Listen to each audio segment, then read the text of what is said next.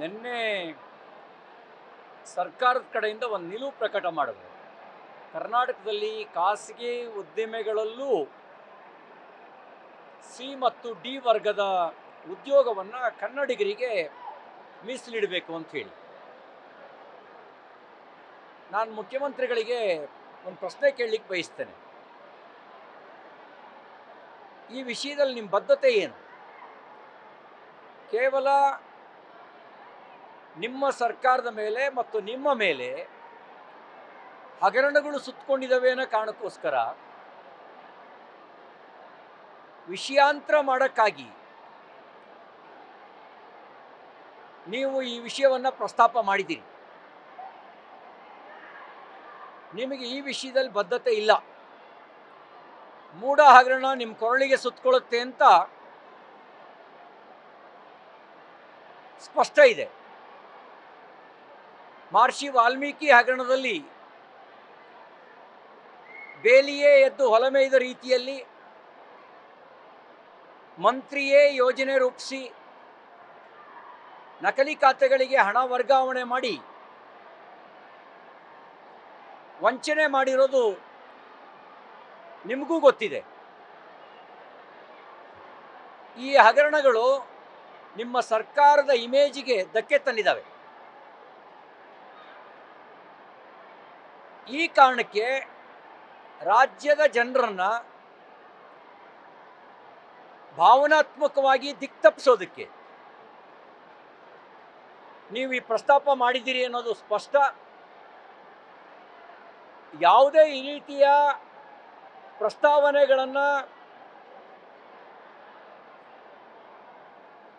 ಮಂಡಿಸೋದಕ್ಕೆ ಮುಂಚೆ ಮೊದಲು ಮಾಡಬೇಕಾಗಿರ್ತಕ್ಕಂಥ ಕೆಲಸ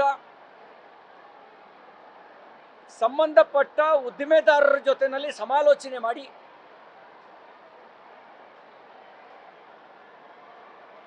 ಉದ್ದಿಮೆಗಳಲ್ಲಿ ಲಭ್ಯ ಇರತಕ್ಕಂಥ ಉದ್ಯೋಗ ಅವಕಾಶಗಳೆಷ್ಟು, ಅದರಲ್ಲಿ ಕನ್ನಡಿಗರಿಗೆ ಎಷ್ಟು ಜನರಿಗೆ ಕೊಟ್ಟಿದ್ದೀವಿ, ಎಷ್ಟು ಜನರಿಗೆ ಹೊರ ರಾಜ್ಯದವರಿಗೆ ಕೊಟ್ಟಿದೆ, ಈ ಮಾಹಿತಿಯನ್ನು ತೆಗೆದುಕೊಂಡು ಆ ಮಾಹಿತಿಯ ಜೊತೆಗೆ ಸಹಮತ ಮೂಡಿಸಿ ಅವರಿಗೆ ಯಾವ ಯಾವ ಉದ್ಯೋಗಗಳಿಗೆ ಯಾವ ಕೌಶಲ್ಯದ ಅವಶ್ಯಕತೆ ಇದೆ ಅಂಥೇಳಿ ಅದಕ್ಕೆ ಬೇಕಾದಂಥ ತರಬೇತಿಯ ಯೋಜನೆಯನ್ನು ರೂಪಿಸಿ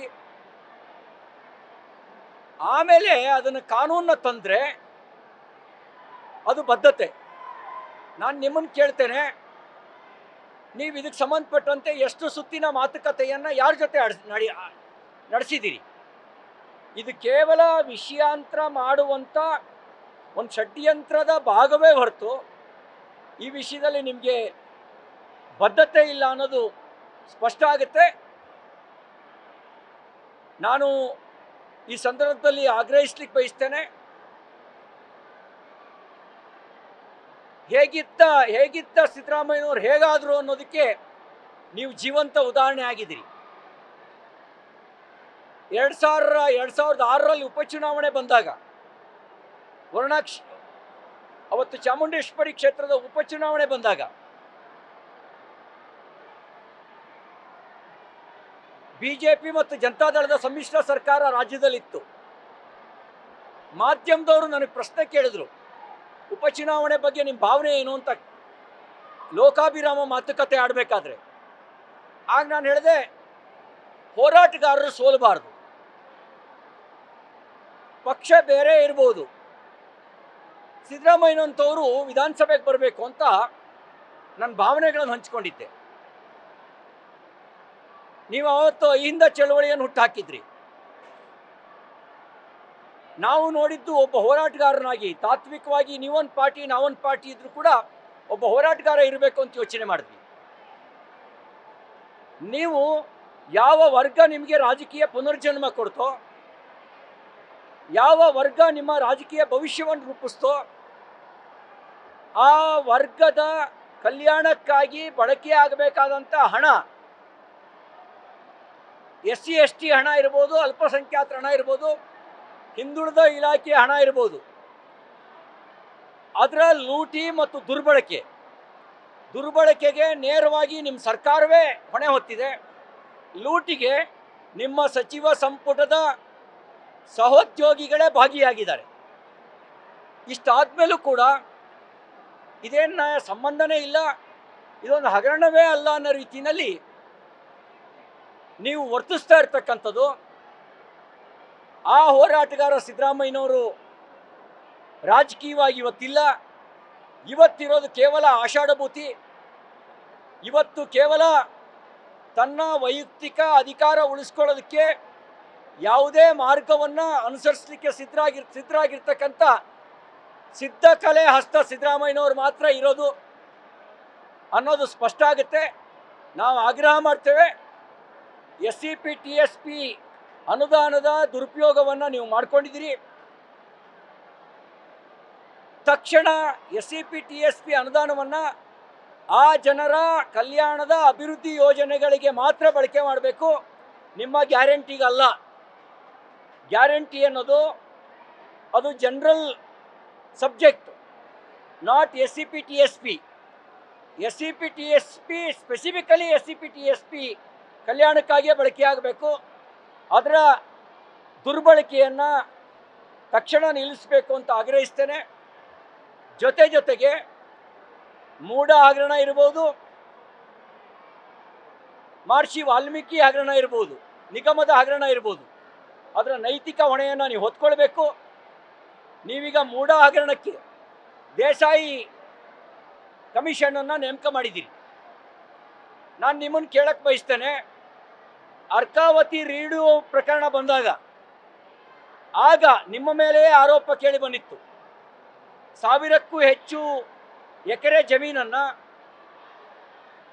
ನಿಯಮ ಬಾಹಿರವಾಗಿ ರೀಡು ಹೆಸರಿನಲ್ಲಿ ರಿಯಲ್ ಎಸ್ಟೇಟ್ ಉದ್ದಿಮೆದಾರರಿಗೆ, ಬ್ರೋಕರ್ಗಳಿಗೆ ಸಹಾಯ ಆಗೋ ರೀತಿಯಲ್ಲಿ 1 ಎಕರೆಗೆ 1 ಕೋಟಿ ರೂಪಾಯಿಗೂ ಹೆಚ್ಚು ಹಣವನ್ನು ಪಡೆದು ನೀವು ಮತ್ತು ನಿಮ್ಮ ಸರ್ಕಾರ ಡಿನೋಟಿಫೈ ಮಾಡಿದೆ ಅನ್ನುವ ಆರೋಪ ಬಂದಾಗ ನೀವು ಕೆಂಪಣ್ಣ ಆಯೋಗವನ್ನು ರಚನೆ ಮಾಡಿದ್ರಿ. ಕೆಂಪಣ್ಣ ಆಯೋಗ ವರದಿ ಕೊಟ್ಟಿದೆ. ನಿಮಗೆ ನ್ಯಾಯಾಂಗದ ಮೇಲೆ ಭರವಸೆ ಇದ್ದರೆ ದೇಸಾಯಿ ಆಯೋಗಕ್ಕಿಂತ ಮುಂಚೆ ಕೆಂಪಣ್ಣ ಆಯೋಗದ ವರದಿಯನ್ನು ವಿಧಾನಮಂಡಲದಲ್ಲಿ ಟೇಬಲ್ ಮಾಡಿ. ಮೊದಲು ಕೆಂಪಣ್ಣ ಆಯೋಗದ ವರದಿ ಸಾರ್ವಜನಿಕ ಚರ್ಚೆ ಆಗಲಿ, ವಿಧಾನಸಭೆ ವಿಧಾನ ಪರಿಷತ್ನಲ್ಲೂ ಚರ್ಚೆ ಆಗಲಿ. ಆ ಕೆಂಪಣ್ಣ ಆಯೋಗದಲ್ಲಿ ಭಾಳ ಸ್ಪಷ್ಟವಾಗಿ ಅಕ್ರಮ ನಡೆದಿರೋದ್ರ ಬಗ್ಗೆ ತನ್ನ ರಿಪೋರ್ಟಿಂಗ್ನಲ್ಲಿ ಕೊಟ್ಟಿದ್ದಾರೆ, ವರದಿಯಲ್ಲಿ ಹೇಳಿದ್ದಾರೆ. ಆ ವರದಿಯನ್ನು ಮುಚ್ಚಿಟ್ಕೊಂಡು ಇನ್ನೊಂದು ದೇಸಾಯಿ ವರದಿಯನ್ನು ನೇಮಕ ಮಾಡಿರೋದ್ರ ಉದ್ದೇಶವೇ ಒಂದು ಕಾಲಹರಣ, ಇನ್ನೊಂದು ತನ್ನ ಅಕ್ರಮಗಳನ್ನು ಮುಚ್ಚಾಕೊಳ್ಳುವಂಥ ಸಂಚು. ನೀವು ಅಧಿಕಾರಕ್ಕೆ ಬಂದ ತಕ್ಷಣ ಲೋಕಾಯುಕ್ತವನ್ನು ದುರ್ಬಲಗೊಳಿಸಿ ACB ರಚನೆ ಮಾಡಿ ಯಾವ್ಯಾವುದು ನಿಮ್ಮ ಸರ್ಕಾರದ ಮೇಲೆ ಆರೋಪ ಬರುತ್ತೆ ಎಲ್ಲ ಆರೋಪವನ್ನು ACBಗೆ ಕೊಟ್ಟು ಅಲ್ಲಿಂದ ಕ್ಲೀನ್ ಚಿಟ್ ತಗೊಳ್ಳುವಂಥ ಕೆಲಸವನ್ನು ಮಾಡಿದ್ರಿ. ಹೀಗೆ ನೀವು ನ್ಯಾಯಾಂಗ ಆಯೋಗವನ್ನು ಕೂಡ ನಿಮ್ಮ ರಾಜಕೀಯ ಸ್ವಾರ್ಥಕ್ಕಾಗಿ ದುರುಪಯೋಗ ಪಡಿಸ್ಕೊಳ್ತಾ ಇದ್ದೀರಿ. ACBಯನ್ನು ದುರುಪಯೋಗ ಪಡಿಸ್ಕೊಂಡ್ರಿ. ಹಾಗಾಗಿ ನಿಮಗೆ ನೈತಿಕ ಹೊಣೆ ಅನ್ನೋದೇನಾದರೂ ಇದ್ದರೆ, ನಿಮಗೇನಾದರೂ ಸ್ವಲ್ಪವಾದರೂ ಅಂತರಾತ್ಮದ ಮಾತನ್ನು ಕೇಳಬೇಕು ಅಂತಿದ್ರೆ ನೀವು ತಕ್ಷಣ ರಾಜೀನಾಮೆ ಕೊಟ್ಟು ತನಿಖೆಯನ್ನು ಎದುರಿಸುವಂಥ ಕೆಲಸ ಮಾಡಬೇಕು ಅಂಥೇಳಿ ನಾನು ಆಗ್ರಹಿಸ್ತೇನೆ. ನ್ಯೂಸ್ ಫಸ್ಟ್ ನಿರ್ಭೀತಿಯಿಂದ ನಿಮ್ಮ ಪರವಾಗಿ.